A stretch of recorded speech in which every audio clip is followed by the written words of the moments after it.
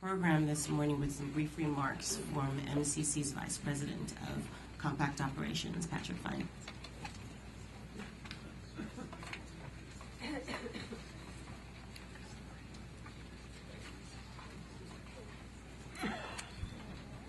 Wow. It is great to see this turnout. Thank you all for joining us this morning, and welcome to the MCC. It's wonderful to see this level of interest in the work we do. Looking around the room, I see the ambassador from Malawi. Thank you, Mr. Ambassador, for being here. We have one of the chairs of the MCC in Senegal, Mr. Jallo. Mr. Jallo, thank you for joining us this morning.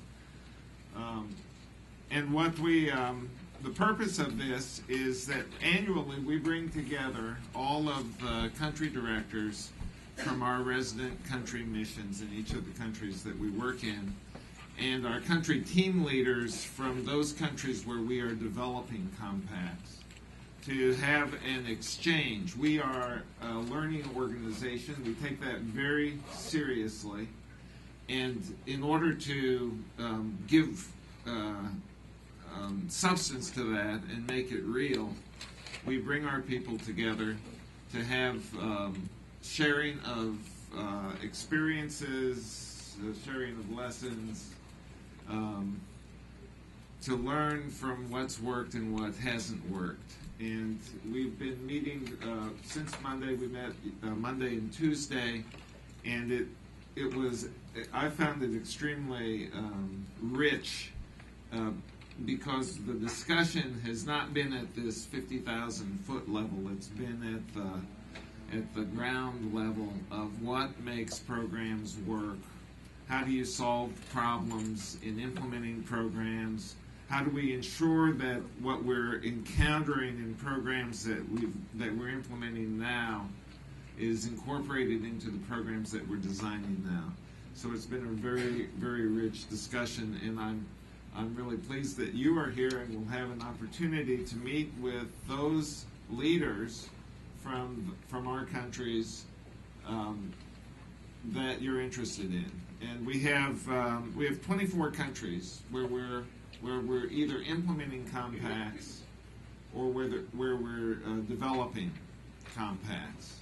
And so we have our representatives, our staff from each of those countries here today. And I think that they're going to, after we have a presentation from our directors from Georgia and Ghana, yes, from Georgia and Ghana, who are going to talk a little bit about the nuts and bolts of implementing the programs and what they're seeing, what's being accomplished. Then I think there'll be an opportunity for you to meet with those people who are working on the programs that you're interested in. Now, there's one other thing that's been on my mind this morning, and that maybe is not surprising. It's the elections. This is a political town. And the MCC is an organization that makes a big deal about policy performance and about respect for democratic norms and for good governance. And as I drove into town, I have a long drive, so I have plenty of time to reflect on things. As I drove into town, I was proud and listened to the news about the outcome of the elections. I was proud of this exercise in democracy that we've seen in our country today. I mean, whether you're happy with the outcome or not, it is a forceful example to the world of democracy in action, where you have a lot of incumbents who've lost their jobs and have accepted that gracefully, where you've got new people coming in, where you've had a real competition for these seats. So I think that speaks well for us, and it relates to what we do because we really care about policy performance in the countries that we work with. So that's why we're here today. we're here to hear from our RCDs and for you all to have an opportunity to meet with them. So let me ask Katerina and Jim to come up and tell their stories. Thank you.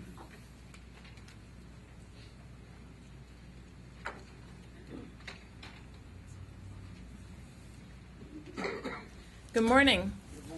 It's a pleasure to see all of you here today. My name is Katerina Ntep, and I am currently the Deputy Resident Country Director for Ghana. And as of January, I will be the Resident Country Director. So I have been in Ghana since we entered into force in February of 2007, which means that we have, by my calculations, about 480 days left of implementation, counting Sundays. So, and in fact, we do have a countdown clock in our office, so I'm reminded every morning about all the work that we have to do between now and February of 2012. I just want to give you a quick overview of the Ghana Compact and then talk about some of the highlights or special features, I think, of the Ghana Compact. We are working in agriculture, transport, and rural development. In agriculture, we have trained 45,000 smallholder farmers in the value chain approach and helped to link them to markets. We have also invested in post-harvest storage, and we will be doing more of that. That includes a perishable cargo facility that will be at the airport so that smallholder farmers can pack and then ship through the airport to export markets. We are constructing 15 small agribusiness centers to store grains in order to strengthen the value chain. And we are constructing 3 public pack houses for mango and pineapple export.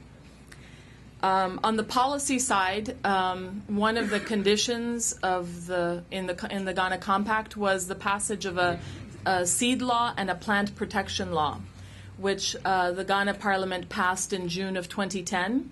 And these 2 laws are very important because it brings Ghana in compliance with international conventions, and it opens the way for new seed varieties and new actors in the seed sector.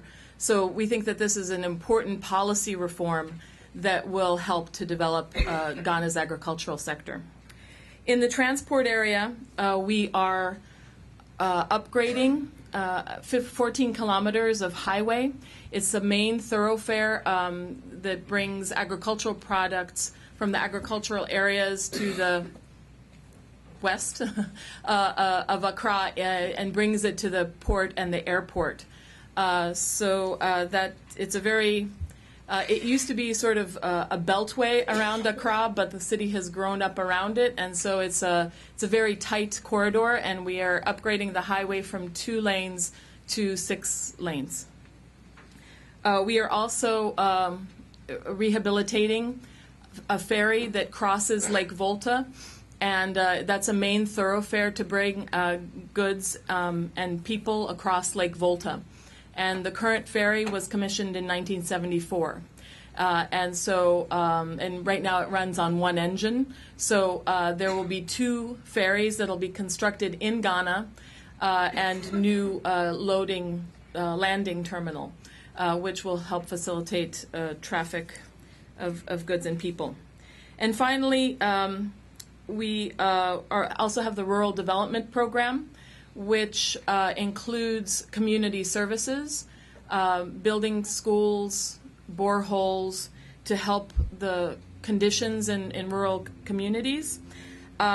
We also are upgrading the rural bank system with a wide area network so that they can connect to the world, really, and reduce their transaction time and their transaction costs. And we've also invested in check code clearing and automated clearinghouse that's something that's a nationwide program, and that was that's managed by the Bank of Ghana. So that also helps to link Ghana to the international financial sector by reducing transaction times. So let me just talk briefly about the highlights of the Ghana program. It's very much an integrated program. We are working in 30 districts in Ghana. And the idea of the Ghana government had when they presented this proposal was that they wanted to see results in rural communities. 60% of Ghana's population still works in agriculture. And so it's still a huge employer and in need of modernization. So we are helping to support that. The other point that I wanted to make was that we have tried very hard to partner with other development partners and also with the private sector to really leverage our investment and make it sustainable. So let me just give you a few examples. For example, there's a Kenyan company called VegPro, which is moving part of its operation to Ghana, and they are the second largest exporter of vegetables from Kenya, and now they want to start a similar operation in Ghana. And so they are very familiar. Their model is working with smallholder farmers, and they have an outreach director that visits the farmers on their farm, makes sure they're following the proper protocols, et cetera, et cetera. We think that this is very important because even if a farmer is farming half a hectare, if they can farm high-value crops in addition to their food crops, it will help to increase their income and thereby reduce poverty, which is the overall goal of our program. Another example is there is a company, Ghanaian company, that has been involved with our training program that will be running one of the agribusiness centers. And so they, it's a woman who runs this company, and so she buys grain from the smallholder farmers and stores it, and then she has a contract with World Food Program to sell local grain to World Food Program. And so far, through this program, she's purchased 6,000 metric tons. And so we hope that once we've constructed the agribusiness centers, that those types of activities will be able to scale up. The last point I wanted to make was about the partnership that we've had with Ghana government. The compact is being implemented through the Millennium Development Authority, which is an authority of Ghana government created by the Ghanaian Parliament in 2006. And they have been just really high caliber partners and very capable of following MCC's procurement requirements and reporting requirements, and also technically managing and directing the program and interfacing with the various line ministries that we work with. So that's been a very worthwhile partnership, and we could not have done this program without the dedicated staff there. Similarly, we've had great oversight from the MEDA board, which includes 5 ministers. And some of you may know there was a political transition to the opposition party at the same time that we had our transition here. And at first we were a little nervous how that transition would go, but when the government came in and the ministers saw what we were trying to do, help smallholder farmers, build schools, strengthen the value chain, they saw this as a good thing, and they let us keep doing what we were doing. So we've really appreciated both the leadership that Ghana government has provided, but also sort of the lack of interference, kind of agreeing to the program and then letting the program unroll as it was agreed originally. So with that, I'll stop and I'll answer your questions later. But I'll turn over to Jim. Morning, thank you. My name is Jim McNicholas. I'm the Resident Country Director for Georgia. Similar to Kat, I've been in Georgia 5 years now, starting as the deputy and taking over about 18 months ago. Georgia is 4.5 years into our 5-year compact, with 6 months remaining. Georgia has executed the compact with a high degree of professionalism, and they're working hard now to complete everything they've started under the compact. Mr. Johannes, the CEO of MCC, had the opportunity to visit Georgia just last week, so I thought I'd take that opportunity to share a few of the aspects of the compact that he got to see and talk about some of the people he got to talk to. In holding with the MCC model, for those of you who are economists, you may know that during a lot of our methodology development for evaluation, we undergo, in certain cases where it's appropriate, a randomization, so we have a sample set to compare the impact of our program in areas where there was no program. I've kind of taken a similar approach here. I went to the files for the photos and randomly selected 4 photos. So it was, I'm not just telling the story as I like it, but I'm telling you stories of 4 selected photos. 3 of the 4 were good selections. 1 of them didn't work out so well. That's this one. This is Mr. Johannes and Ambassador Bass with 2 women who own a small catering company, if you can call it a catering company. They provide food services to one of the construction contractors on the Samska-Jawaheti Road. In this case, this isn't a long-term impact of our investment. This is purely services that they're providing during the construction, but certainly it's been good for their business. But certainly I don't count that as a long-term impact of our investment. It's a bit of a side benefit. They were certainly happy to be part of the day. This is Mr. Johannes meeting with the construction company that's building the Samska-Jawaheti Road, one of 4 companies. The road is 220 kilometers of road connecting Tbilisi, the capital city, with Samska-Jawaheti, which is a region to the south and west. It borders Turkey. It borders Armenia. The road seriously upgrades the road segments, both connecting Turkey to Georgia, Georgia to Armenia, and the region with Tbilisi. It's a heavy agricultural region. Before the road was upgraded, travel time for the whole segment of the road was over 8 hours. It was a huge obstacle for getting agricultural products to the market, and it was a huge obstacle to economic growth in the region.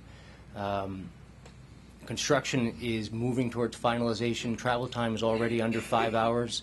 We have a target of under 3 hours when it's finalized, and in this case, we do have a long-term impact evaluation that's going to look at the economic impact of that reduced travel time, the savings to citizens in the region in terms of their ability to get their products to market.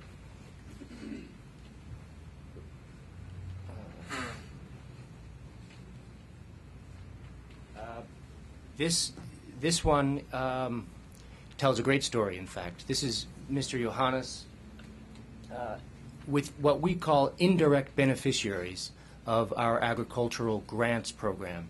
Mr. Johannes is standing here with a partial component of dairy providers. These are people who provide their milk to a dairy production center. The Dairy Production Center received a grant through Millennium Challenge funding. What the owner of the production center has done is working with local dairy providers. She purchases their milk and produces cheese in her center. partially as a result of our funding and the technical assistance provided, but really, I would say almost in this particular case, just her entrepreneurialism. What she is doing with the providers that she works with, she pays some of them in cash, and she pays part of the payment in improved feed. So the suppliers that she worked with are actually improving their capital stock through just the business relationship between her and her suppliers. And then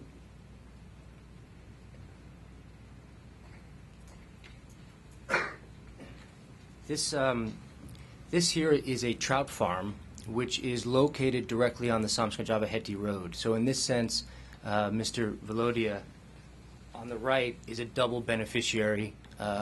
We're still working on how that counts in our beneficiary count. He is a recipient of a grant to improve his trout farm. It's a combination of improved technologies for developing small trout as they grow. He has a series of ponds where he's able to spread out his income over time. He's doubled his output over the past 2 years as part of his investment with us, and that's Ambassador Bass. He had employed there for the day to do some of the feeding. But so I think of just in 4 quick snapshots, you get a look at how the investments were used in an integrated way in Georgia. The Georgian proposal, which was developed 5 years ago for the compact, focused in 2 areas: infrastructure, which we've talked about heavily on the road. They also improved water and energy infrastructure. And then a smaller component was investment in agriculture and regional enterprise.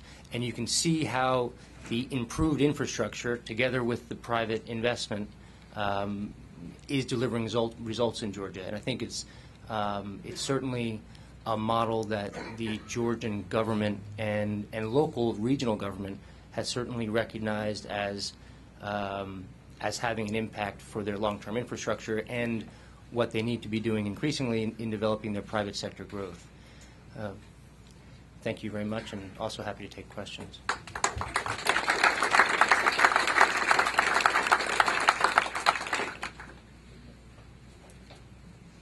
Questions? Regional President? Hi, I'm Charlie Keys with the World Foundation and John other parts of West Africa and so on. There's a mic coming your way. Sorry. Should I start over? If you would, please. Hi, I'm Charlie Fiesel from the World Cocoa Foundation. We work in Ghana, Cote d'Ivoire, other parts of West Africa, and frankly, wherever we can grow cocoa 10 to 20 degrees north, south of the equator. My question is, we're heavily invested in West Africa. We will stay there. I'm interested in your exit strategy. How do you leave the place? What do you leave behind? And is there a way for us to pick up and carry on? Okay, so we're not working in the cocoa producing areas, and the reason is that there's a large architecture surrounding cocoa in Ghana, with the cocoa bod and the producers of raw cocoa, but also their Cargill is there, and ADM and others, as you all know. But we have very much focused on transferring assets to the private sector. And for example, for the agribusiness centers, our partners in MEDA went through a competitive selection for concessionaires, operators that showed capability in this area and that can take this forward. So I think that what I would hope for Ghana's future is that, in addition to cocoa, that for example, the grain sector and the horticulture sector can continue to expand as well.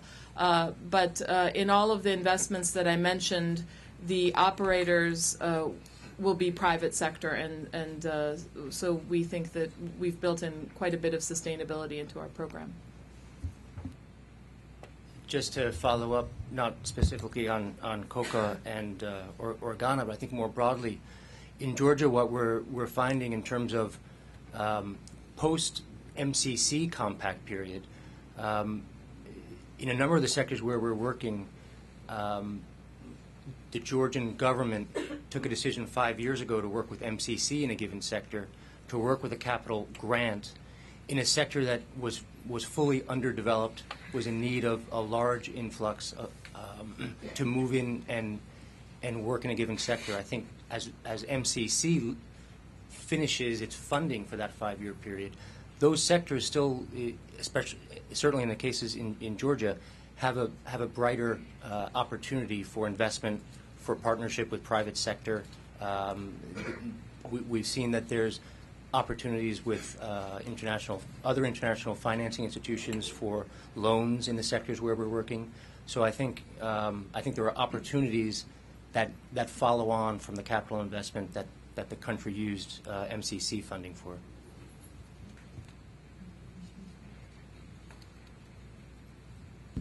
Good morning, ladies and gentlemen. My name is Rosemary Segero. I'm the president of Hope for Tomorrow.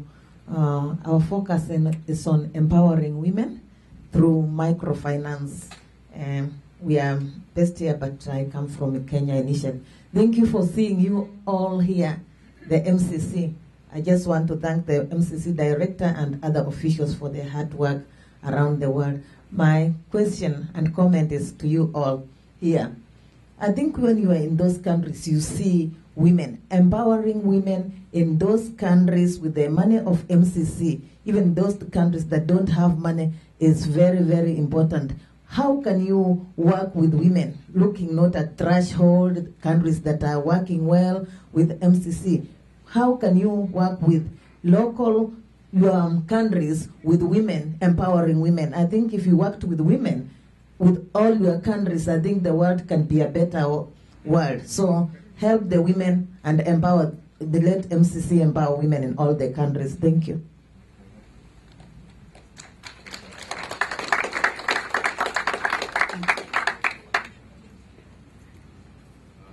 Thank you for that comment. I completely agree with you, and MCC completely agrees with you that empowering women is one of the keys to empowering societies to prosper. We this year laid out a number of strategic objectives or big goals for our organization, and one of those has to do with making our programs, integrating gender more effectively into our programs. And I don't think we set up a new office for gender in the organization. It's led by Jenny Seitz, who's a senior director here, and we've added staff to that office. So we've recruited some terrific staff, and we've developed a whole series of protocols to guide both the development and the implementation of our programs, so that it's not just rhetoric, it's not just that we say, yeah, we support women, but that this actually gets translated in very concrete operational terms in how we carry out our business. So that is high on our agenda. We've taken a number of steps. We're putting resources behind it, and then you can see it reflected in our programs. And as you talk to our resident country directors here today, you can ask them about what they're doing to integrate gender concerns into the programs, and you can hear from them directly how that's a very meaningful, very central part of what we do. Thanks. Thank you, Patrick.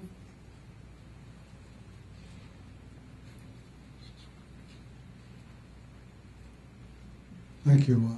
I'm Leon Weintraub, University of Wisconsin, Washington Semester in International Affairs. I wanted to ask a question about the program in Ghana. You focused on agriculture. I didn't hear you mention anything about building up or sustaining an agricultural extension network. This has been such an essential role in making the United States the great agricultural exporter it is. And I'm wondering, in order to build up innovation, and continued experimentation in that sector long after you're gone. Have you worked on that? Thank you for the question. To make an extension system work requires a tremendous investment. Not only everything from vehicles to allow extension officers to get to their clients, but also to sort of re-educate extension officers and do continuing education for extension officers. And so when the compact development was happening in Ghana, they looked at different models and focused more on like private sector to private sector exchange. And what I mean by that is, for example, in some areas, such as pineapple, you have a large-scale nucleus farmer that has the contracts with the market and is aware of what the market requirements are, that is then working with smallholder farmers that feed into the nucleus farmer's supply. And so that's the model that we're adopting here. Or, for example, off-takers that might buy cassava that is then turned into either industrial starch or cassava flour for export. So I fully agree with you, but I think that given our limited time and our limited investment, we made a strategic decision to focus on the private sector to private sector exchange and building up the value chain that way. Thank you. Unfortunately, that's the amount of time that we have for formal questions. The RCDs are only available for the next 15 minutes. We want to make sure that you have enough time to chat with them individually. Before we actually get into that informal session, if you would, you've met Katarina and Jim, and I would love for you guys to also meet all our resident all-stars. So if we could just pass the mic really quickly and have each person just give their name and country. Hi, I'm Kateri Clement, and I'm the Resident Country Director in Burkina Faso. Hi, my name is Kay Kim. I'm the Country Team Leader for Zambia. Good morning, I'm John Anderson. I'm Resident Country Director in Mali. Good morning, I'm Jean McDonald. I'm the Resident Country Director in Lesotho. Good morning, I am Stakis Panagidis. I'm Resident Country Director in Cape Verde, a compact that was completed a couple of weeks ago, and I may add successful. Good morning, I'm Leslie McQuaig, and I'm Resident Country Director in Moldova. I'm Matt Cavanaugh. I'm the Deputy Country Director in Tanzania.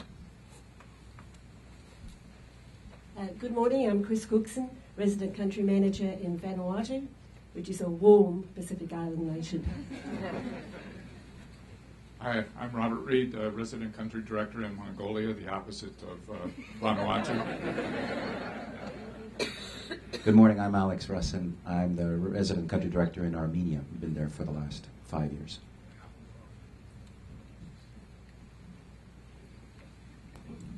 Good morning, my name is Tanya Sutherland, and I'm the Resident Country Director in Senegal. Morning, I'm Munira Salim Murdoch, and I'm the Resident Country Director in Morocco. Good morning, I'm Steve Marma, and I'm the Resident Country Director in Nicaragua. Hi everyone, I'm Vince Ruddy, Resident Country Director in El Salvador. Good morning, I'm Jonathan Brooks, Resident Country Director in Honduras. Good morning, I'm John Wingle, Resident Country Director in Namibia. Good morning, I'm Lee Roussel, Resident Country Director in Benin.